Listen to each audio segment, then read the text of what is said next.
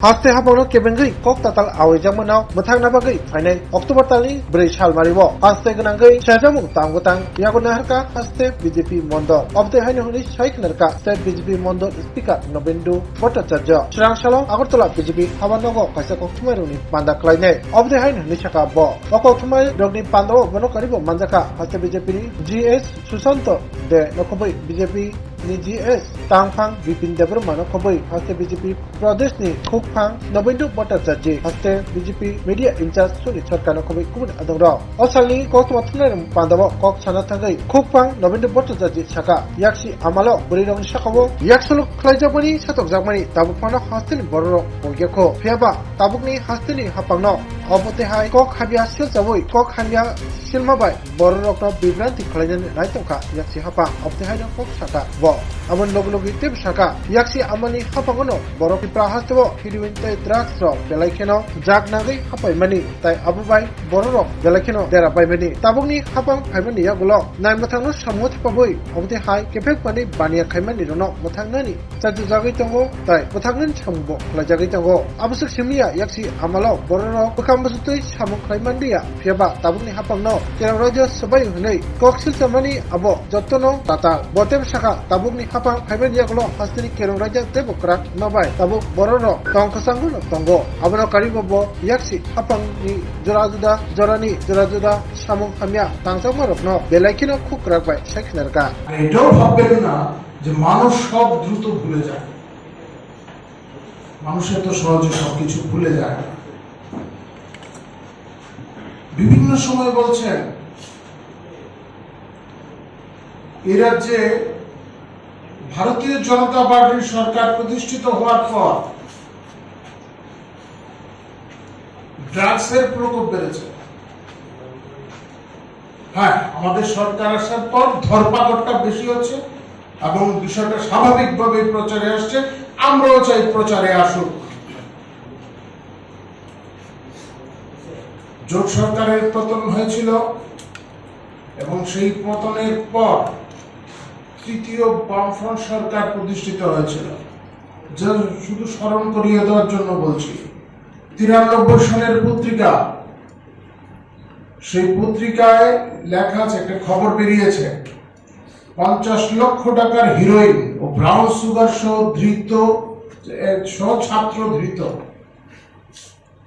93 সালের পত্রিকা। প্রমাণ তখনও ছিল ব্রাউন সুগার, হিরোইন, এগুলি আপনারা ধরপাকড় করতেন না। শুরুতে পুলিশ ধরপাকড় করেছে, পুলিশের তো কোনো দোষ নেই, পুলিশ কর্মীদের কোনো দোষ নেই। আগে যে পুলিশ কর্মী ছিলেন এখনো তারাই আছেন, বিভিন্ন থানায় তারাই আছেন। তারা কাজ করতে পারেননি, তখন তাদের কাজ করতে দেওয়া হতো না, কারণ আপনারা রসদ সংগ্রহ করতেন। এই যে বহুতল বাড়ি বানিয়েছেন জুনিয়র পয়সায় নাকি, সেই সমস্ত জায়গা থেকে আপনারা রসদ সংগ্রহ করতেন। আমি সেদিনও বলছিলাম, আজকের দিনে এসে প্রত্যেক বাড়িতে পাকা বাড়ি আছে, গ্রামগঞ্জে ঘুরে দেখবেন। একটা সময় ছিল, ওটা ছিল না। প্রধানমন্ত্রী আবাস যোজনার ঘর এই রাজ্যে তো সবে মাত্র শুরু হয়েছে আমাদের সরকার আসার পর। গ্রামে একটা পাকা বাড়ি থাকলে সেটা সুনিশ্চিত ভাবে চিহ্নিত করা যেত, সেটা সিপিএম এর পার্টি অফিস। এইসব থেকে আপনারা রসদ সংগ্রহ করবেন। আজকে বিভাগে বলেছেন আপনারা, সমস্যা হচ্ছে আমাদের সরকার আসার পর অনেকে এই রাজ্য থেকে পালিয়ে গেছে, যারা নেশা কারবারের সঙ্গে, ব্যবসার সঙ্গে যুক্ত ছিলেন, তারা পালিয়ে গেছেন অনেকে। আপনারা তাদের কাছ থেকে শুল্ক আদায়টা করতে পারছেন না, সেই জন্যই আপনারা বলছেন কাজ নেই, খাদ্য নেই। আমাদের সরকার আসার পর থেকে আপনারা বারবার এই কথাগুলি বলছেন। একবার প্রমাণ করে দেখান কোথায় খাদ্য নেই, কোথায় কাজ নেই। একবার প্রমাণ করে দেখান। ন্যায্য মূল্যের দোকানগুলি, দূরবর্তী এলাকা, সর্বোচ্চ দূরবর্তী এলাকা যেগুলি আছে সেখানেও কোথাও অভাব নেই, ভরে আছে। ন্যায্য মূল্যের দোকানগুলিতে খাদ্য সামগ্রী যথেষ্ট পরিমাণে মজুদ আছে। আপনারা বলছেন, মানুষকে বিভ্রান্ত করছেন, অপপ্রচার করছেন। বন্যা পরিস্থিতি নিয়ে বলছেন, বন্যা পরিস্থিতি চলাকালীন সময়ে সর্বদলীয় বৈঠক হয়েছিল। সর্বদলীয় বৈঠকে আপনাদের অবস্থান কি ছিল? তারই পরিপ্রেক্ষিতে আগামীকাল সিপিআইএমের রাজ্যে প্রতিবাদ কর্মসূচি রয়েছে, সেই বিষয়টা নিয়ে আপনার প্রতিক্রিয়া। গণতান্ত্রিক ব্যবস্থাপনায় প্রতিবাদ করার অধিকার প্রত্যেকের আছে। গণতন্ত্র না থাকলে প্রতিবাদ করা যায় না। বাম জমানায় প্রতিবাদ হতো না, গণতন্ত্র ছিল না, মানুষ সাহসী পেতেন না, মানুষ সাহসী পেতেন না প্রতিবাদ করা। প্রতিবাদের কণ্ঠটা হারিয়ে গেছিল। ভারতীয় জনতা পার্টির সরকার প্রতিষ্ঠিত হওয়ার পর গণতন্ত্রকে সুনিশ্চিত করা হয়েছে, মানুষের অধিকার সুনিশ্চিত করা হয়েছে। প্রতিবাদ করার ক্ষেত্রে কোনো বাধা নেই, গণতান্ত্রিক প্রক্রিয়ায় প্রতিবাদ করুন, কিন্তু মানুষকে বিভ্রান্ত করার চেষ্টা হলে তার প্রতিবাদ আমরাও করব। আর আইন শৃঙ্খলার অবনতি ঘটানোর কোনো চেষ্টা করলে সরকার তার বিরুদ্ধে ব্যবস্থা নেবে। কালকে দেখা গেছে পুলিশ সদস্য সে সম্পর্কে বিষয়টা দলবিরোধী কার্যকলাপ। দলবিরোধী কার্যকলাপের পরিপ্রেক্ষিতে আমাদের পার্টির নেতৃত্ব সিদ্ধান্ত নিয়েছে। এই সিদ্ধান্ত অনুযায়ী আমাদের যে মিডিয়া ইনচার্জ বিবৃতি দিয়েছেন, ওনার বিবৃতি প্রকাশিত হয়েছে। দলবিরোধী কার্যকলাপের অভিযোগ আছে, সেই অনুযায়ী ওনাকে আগে দিয়েছিল কারণ দর্শানোর নোটিশ দেওয়া হয়েছে। উনি তার জবাব দিয়েছেন।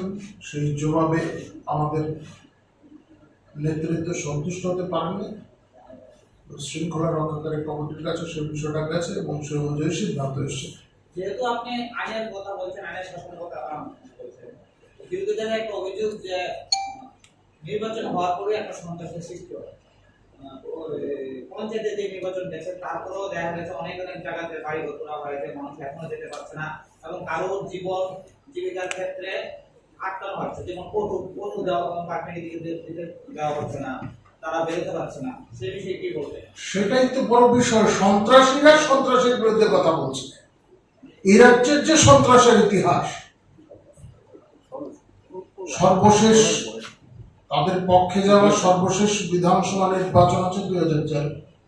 সেই 13 নির্বাচন যারা এখানে সাংবাদিকরা যারা কভার করেছে, এই আগরতলা শহরের আশপাশে যে সমস্ত বিধানসভা কেন্দ্রে বিরোধীরা জয়ী হতে পারেননি, তাদের কি অবস্থা হয়েছিল, বটতলায় কি হয়েছিল সেদিন 13 বিধানসভা নির্বাচনের ফলাফল যেদিন বেরিয়েছে। সন্ত্রাসী, তাদের মতাদর্শগত অবস্থান সন্ত্রাস। তারা বলছেন সন্ত্রাসের কথা। এমন কোন নির্বাচন বাদ যেত না যার পরে সন্ত্রাস হতো না। ভারতীয় জনতা পার্টির সরকার আসার পর এর মধ্যে পরিবর্তন এসেছে। আমাদের প্রথম কোন বিধানসভা নির্বাচন যার নির্বাচনোত্তর কোন সন্ত্রাস হয়নি, সেটা 18 পর। আর দেশের নির্বাচন এমন একটা নির্বাচন যার আগে এবং পরে নির্বাচন মানে রাজনৈতিক সন্ত্রাসে কেউ বলি হননি। এটা ঠিক যে অপসংস্কৃতি তারা তৈরি করেছেন, সন্ত্রাসের সংস্কৃতি, তা আমরা এখন নির্মূল করতে পারিনি। সেটা একটা ভাইরাস, এই ভাইরাস কাজ করছে। এই সমাজ মুক্ত হতে পারেনি তার থেকে। আমরা সেই জন্য চেষ্টা করছি, নিরন্তর চেষ্টা আমাদের তরফ থেকে আছে। সেই সমাজ পরিবর্তনের কথা আমরা সেই জন্যই বলি। আমরা সফল হয়ে গেছি এই কথা আমরা বলি না, কিন্তু আমাদের চেষ্টা জারি আছে।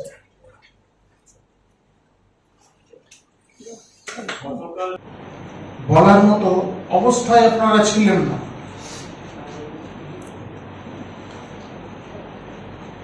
কারণ আপনারা তো জানেনই সেখানে ক্ষতিগ্রস্ত এলাকাগুলিতে যাওয়ার আপনারা ইচ্ছা শক্তিটাও আপনাদের ছিল না। মানুষের সঙ্গে গিয়ে দাঁড়ানো। এ রাজ্যে শুধু সরকার নয়, ভারতীয় জনতা পার্টির প্রত্যেকটা কার্যকর্তা তাদের সাধ্যমতো বিভিন্ন এলাকায় ক্ষতিগ্রস্ত এলাকাগুলিতে ছুটে গেছেন, ক্ষতিগ্রস্ত মানুষের সঙ্গে গিয়ে বিভিন্নভাবে তাদের সহায়তা করার চেষ্টা করেছেন।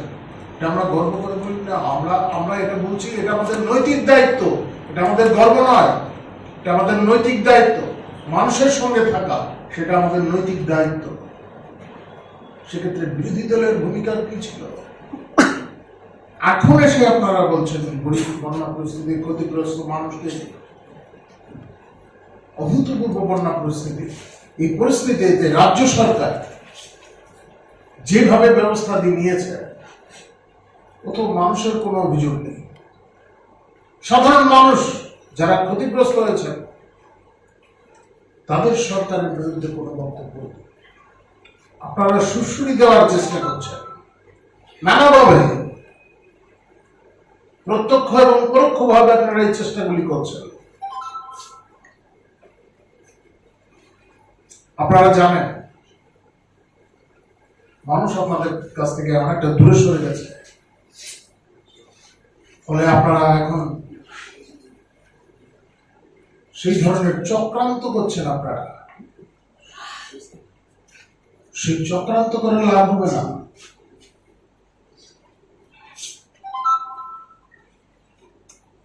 আপনারা বেকার যুবক যুবতীদের কথা বলছেন। এখানে সাংবাদিকেরা আছেন। 18 সরকার আসার আগে এই যে এমপ্লয়মেন্ট এক্সচেঞ্জ, এখানে দপ্তরটা আছে কাছাকাছি, সেখানে বেকার যুবকদের সংখ্যা ছিল। এখন সংখ্যা কত আছে একবার গিয়ে খুঁটিয়ে দেখবেন। সরকারি চাকরি দেওয়ার প্রক্রিয়া বন্ধ হয়নি, নিরন্তর প্রক্রিয়া সেটা চলছে। যখন যেখানে শূন্য পদ তৈরি হচ্ছে সেখানে নিয়োগ করা হচ্ছে, প্রয়োজনের খাতিরে জনস্বার্থে নতুন করে পদ সৃষ্টি করা হচ্ছে, নিয়ম অনুযায়ী নিয়োগ হবে। আগে শুধু শাসক দলের লোকেরা নিযুক্তি পেত, এবার তা হয় না। আমি সেদিনও বলেছি, বামফ্রন্টের বিধায়ক চাকরি পেয়ে গেছেন, আর কি প্রমাণ থাকতে পারে?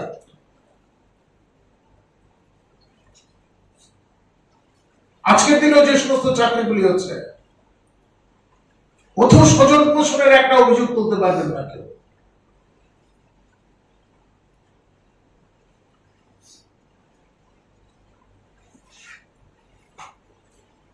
কিন্তু আমরা এও মনে করি শুধুমাত্র সরকারি চাকরি দিয়ে সমস্যার সমাধান করা যায় না, এবং সেই জন্য আমাদের যুব মোর্চার যারা কার্যকর্তারা আছেন তারা বিভিন্ন এলাকায় ঘুরে মানসিকতার পরিবর্তন ঘটান, উদ্যোগী হবার প্রেরণা যোগান যুবক যুবতীদের মধ্যে। ফলে এই রাজ্যে ব্যাপক পরিবর্তন হয়েছে। মহিলা মোর্চার মাধ্যমে স্বসহায়ক দল গঠনের জন্য প্রেরণা যোগানো হয়েছে, ব্যাপক হারে সংখ্যা বেড়েছে, নিজস্ব উৎপাদন বাড়ছে। এই রাজ্যের ছেলেমেয়েরা যারা বহিরাজ্যে চাকরি করতেন, মোটা অঙ্কের বেতনে চাকরি করতেন, তারা এই রাজ্যে ফিরে এসেছেন। তারা নিজস্ব উদ্যোগ প্রতিষ্ঠা করেছেন এই রাজ্যে, সুফল আসছে। একটা সময় ছিল যখন এই রাজ্যের যুবক যুবতীরা পাশ করা শিক্ষিত বেকার যুবক যুবতীরা তারা শুধু সরকারি চাকরির কথা ভাবতেন, এখন তা ভাবেন না। এখন তারা স্বনির্ভর হওয়ার কথা বিবেচনা করেন। এ রাজ্যের মানুষ ভুলে যায়নি, সাংবাদিকরা ভুলে যাননি। টাকা তুলসীর ঘটনায় কে প্রধান অভিযুক্ত ছিলেন, কার বিরুদ্ধে আঙুল উঠেছিল।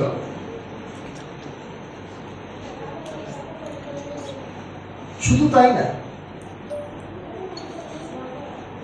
রাজ্য সচিবালয়ের স্তরে,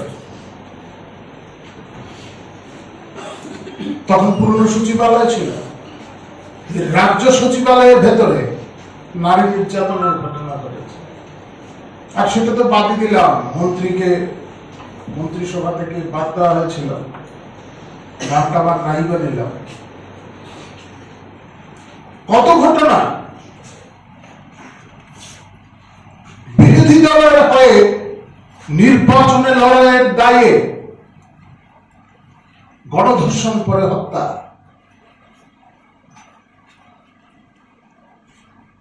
শুধু আমার কথা না, বিধানসভার ভেতরে বাইরে বহুবার আলোচনা হয়েছে এ নিয়ে, এবং তথ্য বিধানসভার ভেতরে দেখানো হয়েছে। তৎকালীন সময়ে নারী নির্যাতনে ত্রিপুরার স্থান প্রথম ছিল। এখন যাদের সঙ্গে মিতালি তারা এই কথাগুলি তখন বলতেন।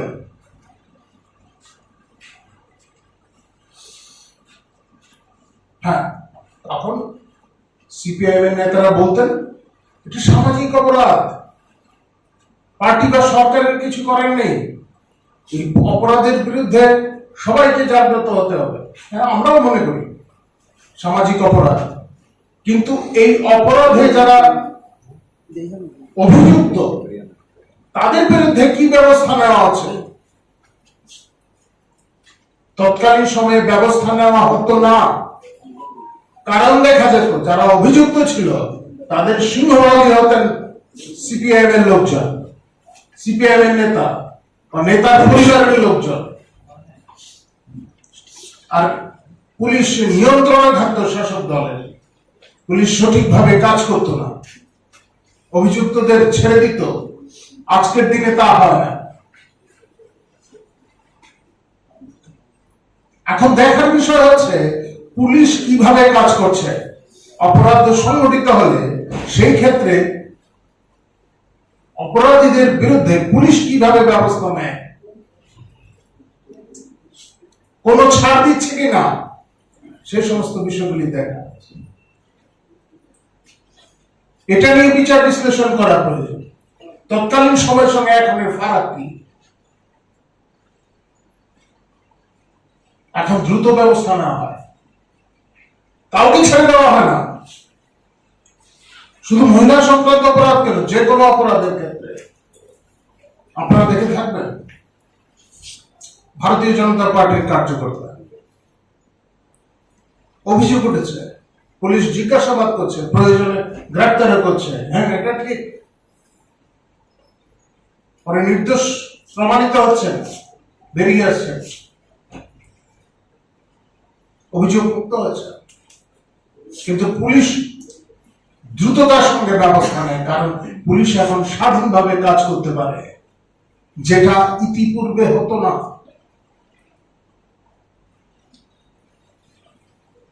যারা প্রবীণ সাংবাদিকরা এখানে আছেন তারা মনে থাকবে বিধানসভায় দাঁড়িয়ে তৎকালীন মুখ্যমন্ত্রী বলছিলেন প্রশাসনের লোকদের উপর রাশ টেনে ধরতে হবে।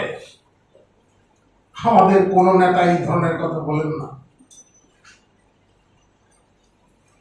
সেগুলি রেকর্ডে আছে।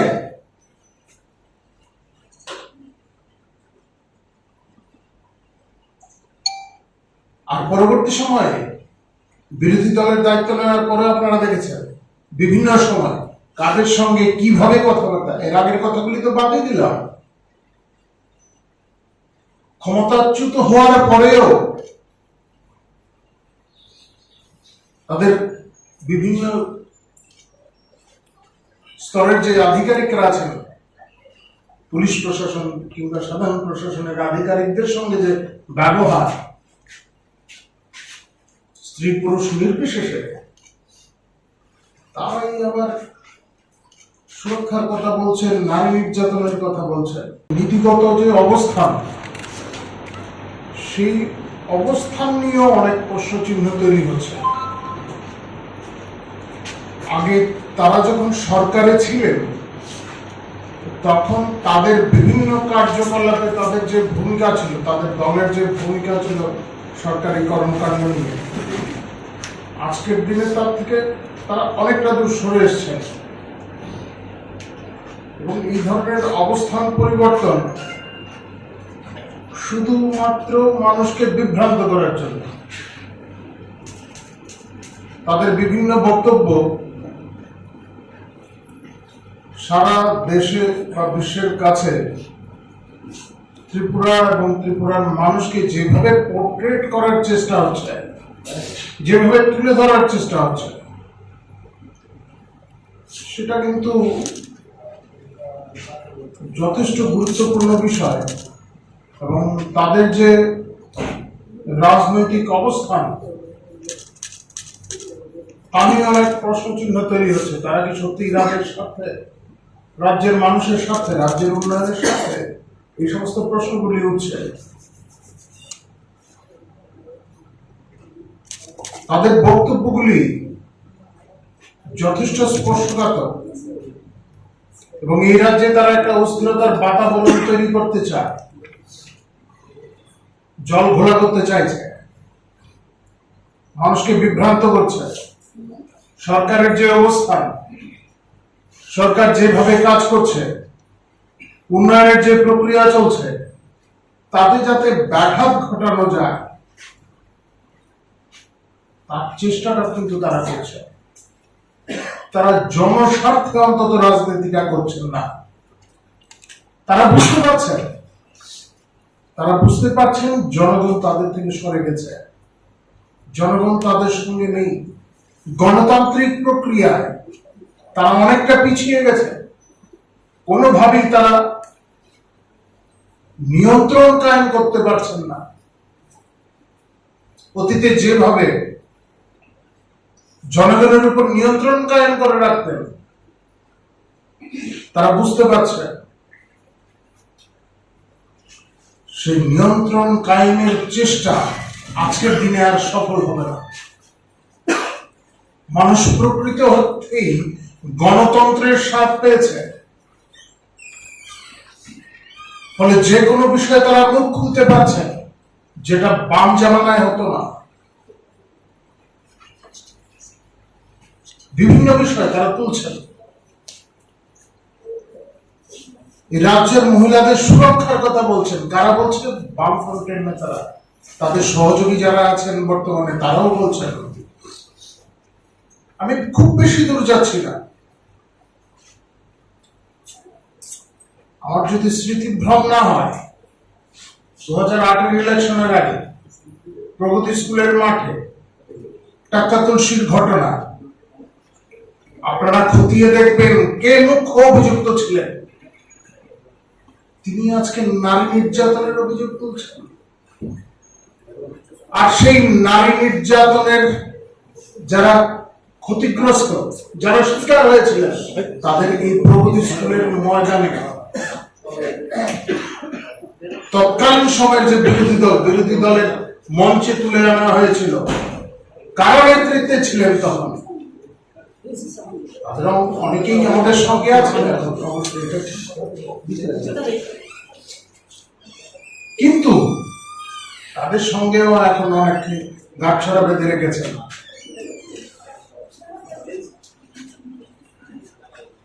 আমি তাদের প্রশ্ন করতে চাই,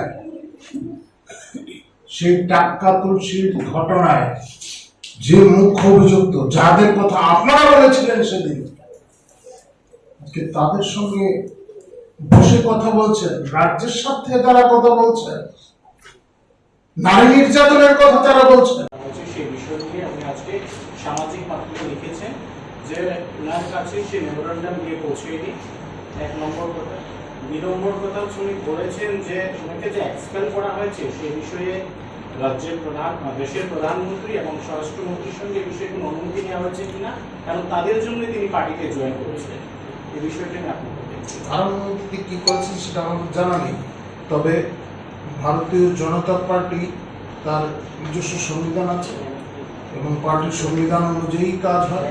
ভারতীয় জনতা পার্টির কোনো সদস্যকে, সাধারণ সদস্যকে যদি বহিষ্কার করতে হয়, পার্টি থেকে অব্যাহতি দিতে হয়, তাহলে ভারতীয় জনতা পার্টির প্রদেশ সভাপতি এই সিদ্ধান্ত গ্রহণ করেন এবং সেই অনুযায়ী পার্টির নেতৃত্বের এবং আমাদের যে অনুশাসন বিষয়গুলি যারা দেখেন, শৃঙ্খলা রক্ষাকারী কমিটি, তাদের পরামর্শ মতো আমাদের সভাপতির অনুমোদন সিদ্ধান্ত হয়েছে এবং সেই সিদ্ধান্ত সম্পর্কে যাদের যাদের অবগত করার তা করা হয়েছে। শুধু মানে সাংবাদিকদের অবগত করার দায়িত্ব ছিল বিবৃতি দিয়ে, সেটা আমাদের সুনীল সরকার করেছে। Thank you. নমস্কার।